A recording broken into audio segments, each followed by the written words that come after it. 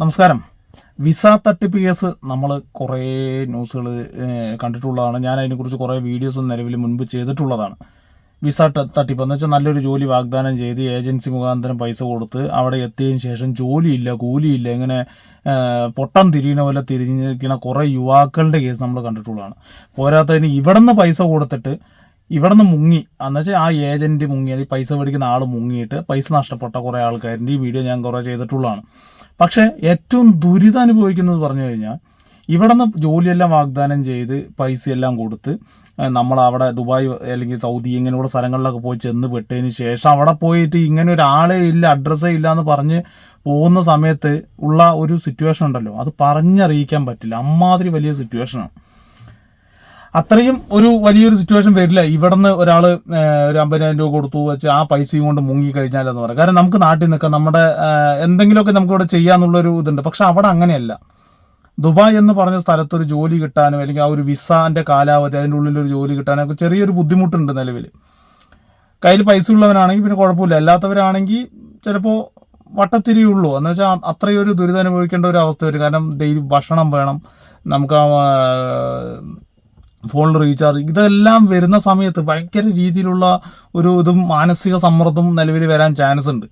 പക്ഷെ നാട്ടിലാകുമ്പോൾ അങ്ങനെയല്ല. പക്ഷെ ഇപ്പോൾ ഒരു ന്യൂസ് വന്നിരിക്കുന്നത്, ദുബായിൽ ഒരു വേക്കൻസി, ഒരു ഹോട്ടലിൽ വെയിറ്റർമാരാണ് വേക്കൻസി ഉണ്ട് എന്നൊക്കെ പറഞ്ഞിട്ട് നാട്ടിൽ 50,000 രൂപ എല്ലാം കൂടും, 50,000 രൂപ 70,000 രൂപ എന്തോ കൊടുത്തിട്ട് ഗൾഫിലോട്ട് പോയി അവർ 1 മാസം വരെ വെയിറ്റ് ചെയ്ത് നിന്നിട്ട് ഒരു ഹോട്ടൽ ജീവനക്കാരൻ അവിടെ, കോഴിക്കോടിലെ ഏതൊരു ഹോട്ടൽ ജീവനക്കാരൻ അവിടെ തുടങ്ങുന്നു പറഞ്ഞിട്ട് അവർ ഒരു 3-4 പേരും കൂടി ഇവിടുന്ന് പോയി, ഇവിടുന്ന് ഒരാൾ ബന്ധുവിൻ്റെ കൈക്ക് പൈസയും കൊടുത്തിട്ട് പോയിട്ട് അവിടെ പോയി പെട്ട് കിടക്കുകയാണ്. ഇപ്പോൾ അവർക്ക് ജോലിയില്ല. ഒരാളുടെ വിസ റിന്യൂ ചെയ്ത് 3 പേരുടെ വിസ ഇപ്പോൾ കുറച്ചായിട്ട് റിന്യൂ ചെയ്തിട്ട്, കാരണം ജൂലൈ മാസം എന്തോ പോയതാണ്, ഇപ്പോൾ റിന്യൂ ചെയ്തിട്ട് ഇപ്പോൾ നിലവിൽ ഒരു ജോലി ഇല്ലാതെ അവർക്ക് എന്ത് ചെയ്യണം എന്നൊരു ഒരു ഫുഡിന് പോലും മറ്റുള്ളവരുടെ സഹായം തേടേണ്ട ഒരു അവസ്ഥയാണ്. അപ്പോൾ അതിൻ്റെ ഒരു ന്യൂസ് ഉണ്ട്, അത് ഞാനിവിടെ വയ്ക്കാം. അനുഭവിക്കുകയാണ് ഈ മലയാളികൾ, നമ്മോടൊപ്പം അവരുണ്ട്. എന്താണ് സംഭവിച്ചത്? സംഭവം ഓൾറെഡി എന്ന് വെച്ച് കഴിഞ്ഞാൽ ഇതെൻ്റെ സുഹൃത്താണ്.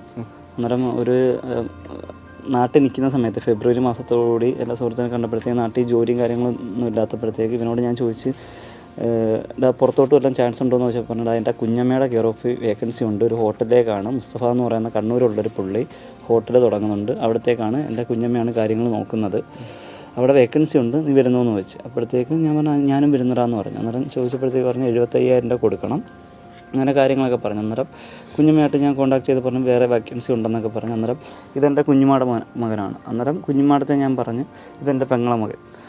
അന്നേരം പെങ്ങളത്തെയും പറഞ്ഞു. അങ്ങനെ ഇതാക്കി ഇവർക്ക് പൈസയൊക്കെ കൊടുത്ത്, അതായത് ഒരു സമാധാനം പോലും തരാതെ 50,000 രൂപ വെച്ച് ഞങ്ങൾ അയച്ചു കൊടുത്തു, പലിശയ്ക്ക് അയച്ചു കൊടുത്ത് അങ്ങനെ കയറി വന്നു. ഇവർ പറഞ്ഞതെന്ന് വെച്ച് കഴിഞ്ഞാൽ വന്ന് അന്ന് മുതലുള്ള സാലറി തരും, അങ്ങനെ ഇങ്ങനെയാണെന്നൊക്കെ പറഞ്ഞു. നിങ്ങൾ എന്ത് ജോലിക്ക് വേണ്ടി കൊണ്ടുവരുമെന്നായിരുന്നു അവരാദ്യം പറഞ്ഞത്?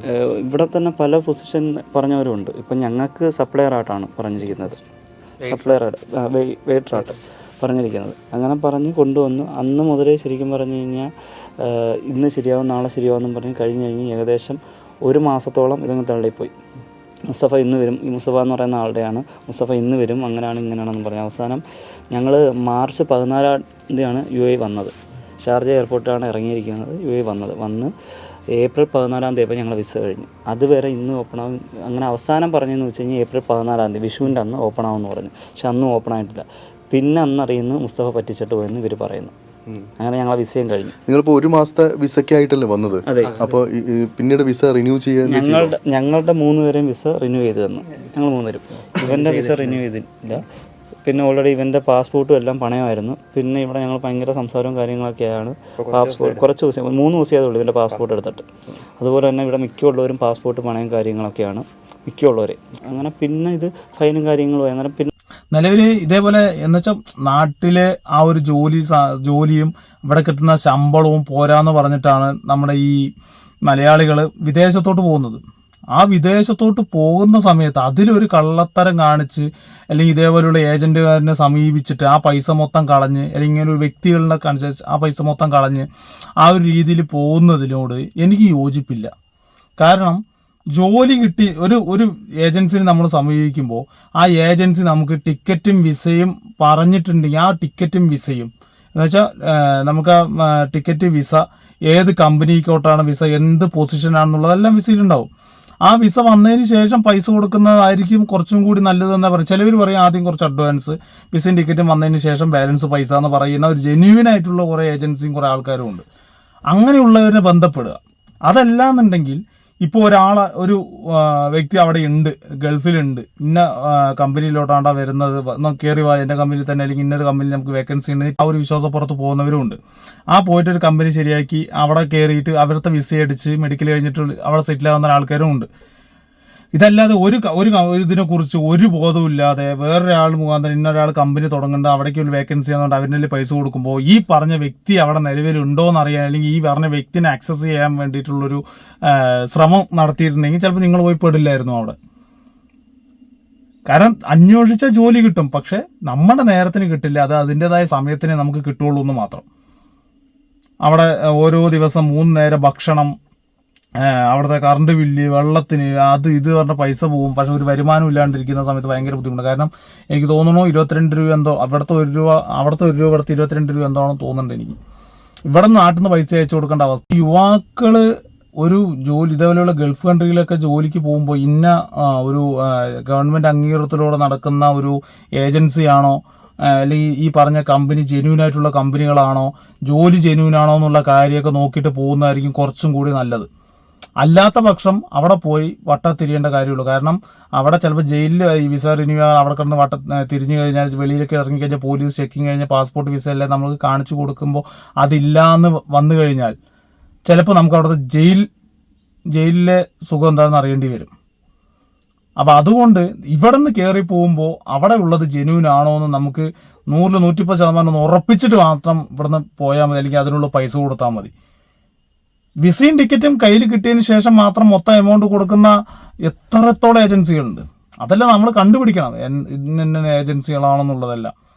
പിന്നെന്താ പറഞ്ഞ കാര്യമില്ല, ജോലി സംബന്ധമായി നിൽക്കുമ്പോൾ ജോലി എത്രയും പെട്ടെന്ന് കിട്ടണം, എത്രയും പെട്ടെന്ന് സെറ്റിൽ ആവണം എന്നൊക്കെ പറഞ്ഞ് കയറുന്ന സമയത്ത് നമ്മൾ ചിലവർ ശ്രദ്ധിക്കില്ല. ഇനിയെങ്കിലും ശ്രദ്ധിക്കണം. അതല്ലാതെ നമ്മൾ നേരെ കയറി കൊടുത്തിട്ട് അവസാനം അയ്യോ എന്ന് പറഞ്ഞു കഴിഞ്ഞാൽ ഇവിടുത്തെ ഉള്ളൊരു കൈമലർത്തും.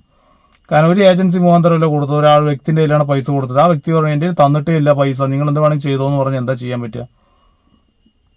ഇതാണ് ഉണ്ടാകാൻ പോകുന്നത്. അതുകൊണ്ട് 100 തവണ ആലോചിച്ചിട്ട് പോകും. കാരണം കുറേ സ്കാമുകൾ, കുറേ വിസ തട്ടിപ്പുകൾ ഇഷ്ടം പോലെ നടക്കുന്നുണ്ട്. അതെല്ലാം നമ്മുടെ കൺമുന്നിൽ കൂടെയാണ് നടന്നു പോകുന്നത്.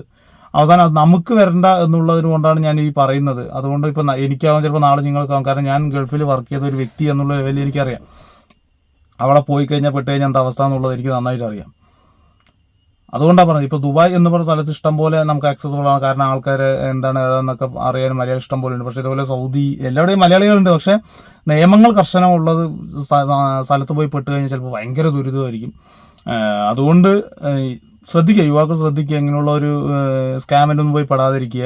ഇങ്ങനെയുള്ളൊരു മെയിനായിട്ട് ജെന്യൂൻ ആയിട്ടുള്ള ഒരു ഏജൻസി, ജെന്യൂൻ ആയിട്ടുള്ള ഒരു കമ്പനിയോ നിലവിലുണ്ട്, അതിനെ എൻക്വയറി ചെയ്തിട്ട് മാത്രം അങ്ങോട്ട് കയറി പോവുക. അല്ലെങ്കിൽ കയറി പോകാൻ നിൽക്കുന്ന സമയത്ത് ഏത് കമ്പനിയിലോട്ടാണോ പോകാൻ നിൽക്കുന്നത് ആ കമ്പനിൻ്റെ കോൺടാക്റ്റ് എടുത്ത് അത് ഡീറ്റെയിൽസ് ആയിട്ട് ചെക്ക് ചെയ്തിട്ട് അതവിടെ ഉള്ളതാണോ എന്ന് ചെക്ക് ചെയ്തതിന് ശേഷം മാത്രം അങ്ങോട്ട് പോവുക. ഇങ്ങനെയുള്ള ഓരോരുത്തരുടെ കയ്യിൽ പൈസ കൊടുത്തിട്ട് ടിക്കറ്റ് കിട്ടുന്നൊക്കെ പറഞ്ഞ് എടുത്ത് ചാടി ചെയ്യുമ്പോൾ ഒരു കാര്യം ആലോചിക്കുക.